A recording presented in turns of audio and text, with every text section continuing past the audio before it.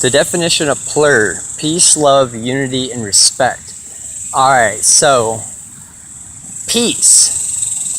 What does that mean? We can mean it in a physical standpoint, we can mean it in an emotional standpoint, we can mean it in a mental standpoint, we can mean it in a spiritual standpoint. Everything that I do goes with the physical aspect and the spiritual aspect. So the physical aspect of peace is not hurting one another. Peace is loving your neighbor, loving your friend, loving your enemy, no matter what. No matter what troubles they put you through, no matter what downfall they try to bring you to, you still have it to this day. Like, we have peace. Peace on earth is still around, and I'm watching it die. I'm watching the peace die, because you have nations against nations, kingdoms against kingdoms. So being peaceful is just being there for one another and not hating the other person. Love, that's something that is in the heart. That is something that we can't expose from the mind or, an outward physical aspect. A lot of people find that, try to do that now and say, oh, I love you, and so we have sex. That's not love. Love is accepting the person as who they are, no matter their characteristics, their character defects, their wrongs. Loving that person for who they are, not for their outward appearance, but for what's inside. And I mean, yeah, some people might, say, I can't love this person. This person's too cruel. This person's too rude. Well, I think that's what we all are. We're all crude. We're all rude. We're sinners. We sin. We sin daily. Only person I know that loves us unconditionally is God. God loves us unconditionally, no matter our character defaults, no matter our flaws, no matter our wrongdoings. He still loves us. So if he can do that, we should. Unity. All right, so my definition for finding unity is to join together, and that basically is what everyone would probably say, is to join together, to unite as one and one as all. So I guess I'll take that for this aspect on that, and give you an example of how our government is. We're supposed to be united as one. We're supposed to have our say-so in the government. We're supposed to be the one who, says, yes, we'll pass this bill, or no, we don't want this bill, or no, we don't want Hillary Clinton in presidency, no, we don't want Donald Trump in presidency, yes, we want Charles for presidency in 2036. That's unity. That's unity. That's saying that we are all in one, we are all of one. Because, what binds us all together is we all bleed the same color blood. We all bleed red. Except if you're aliens, then you're either gonna ooze out blue or green or greenish acid, and then it's gonna burn a hole through the floor. This level of unity, respect. And respect, I guess you can say, it counteracts with peace and love. Because whenever you bring peace and love together, there's always respect that's thrown in with it. Throw some respect on it. Throw some respect. Respect. Man, Birdman. You just made something really good right there for me on that. I haven't liked to dog you out or anything on that, but you actually made that pretty good right there. But respect is actually all of those, not just peace and love, but it's peace, love, unity, and that's why it's at the end, because respect is a combination of all three of those. And respect is respecting yourself, respecting others, respecting this world you live in, respecting your family, your friends, your animals, respecting the common goal nature that we all are in. And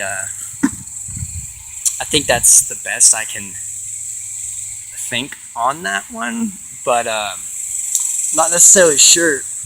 I'm tired, guys. I'm really tired. These fireworks last night fucking kept me up. They were like all popping like right over there behind that tree right there. It was just like, whoa, boom! And I jumped up like 6 or 7 times, and there was one time that it went like right beside my house. And like I jumped up and I had a scream. But yeah, guys, that's the definition of peace, love, unity, and respect in my own view. Other people might have it as, they might view it differently, and that's fine. Because, I'm here just throwing out my opinions and my thoughts into that. That's why I do this. That is why I make these. And I would have made these 5 years ago, but I was too quiet. I was afraid of speaking out because very bad people told me not to speak it out. And so I don't care what they say now. They wanted me quiet for a reason, and now they're not going to be able to. So if they want to stop me and they want to get me quiet, they're going to have to come get me. And honestly, that is my definition of plur, because I'm going with peace, love, unity, and respect through this whole thing. If I get taken, I ain't gonna show hostility, because it's gonna happen for my faith. It's gonna happen because of what I believe, my common goals, my spiritual goals, my heartly goals, not my mind goals. My mind goals will completely bring me down, and it'll end me. And I can't have that, because people need Charles around. Because if Charles isn't around,